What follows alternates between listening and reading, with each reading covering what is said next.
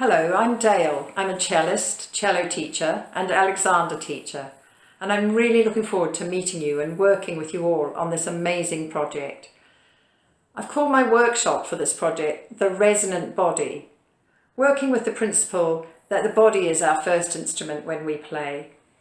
I can help you find more freedom and resonance in your sound by releasing tension in muscles and exploring habits of thought that sometimes restrict our progress. It's very important sometimes when we practice to stop and evaluate what we're doing and then work with a new idea.